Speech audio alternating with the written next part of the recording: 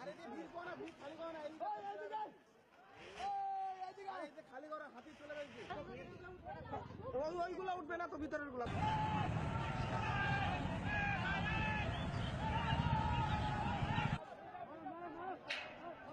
তোমাদের বাউন্ডারি ভাঙে ঢুকে গেছে